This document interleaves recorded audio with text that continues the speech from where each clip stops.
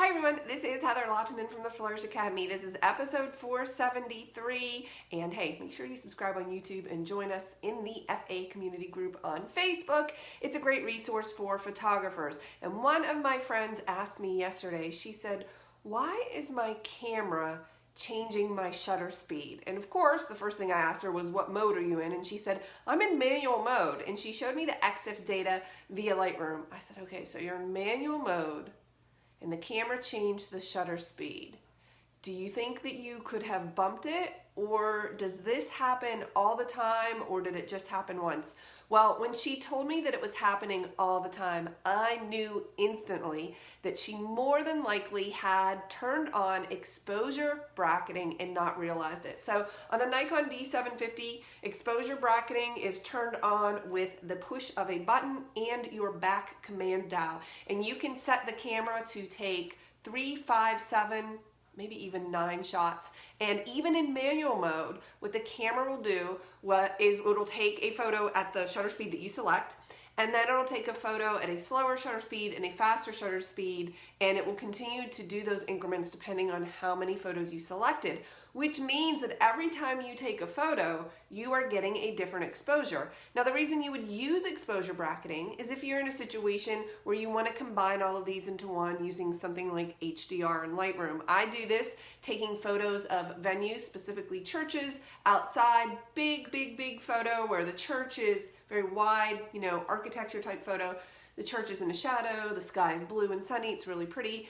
I will set my camera to exposure bracketing to take several exposures, and then I'll combine those.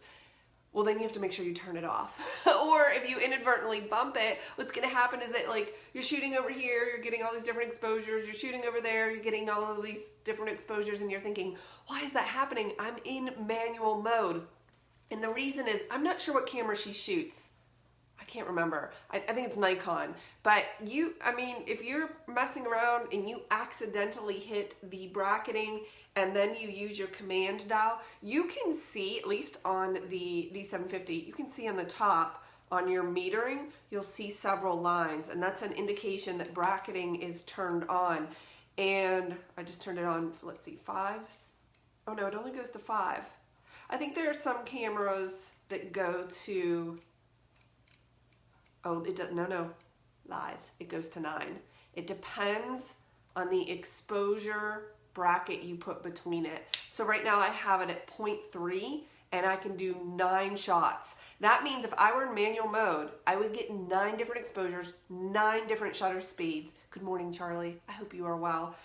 So if you bump it, you can imagine the havoc it would wreak if you were taking photos of a session and you couldn't understand why you were getting all of those different exposures. So check your exposure bracketing. You should play around with exposure bracketing anyway. It's quite fun. I don't use it all the time, but when I do, it's usually to balance my foreground and my background, and for me, that's outdoors with the blue sky, so it can be really helpful, but it is a sticky setting, and a sticky setting means it will stay where you put it last. So if you've ever had this happen, or you're searching and you've come across this video, I hope that you found it useful. I'll see you in the next video.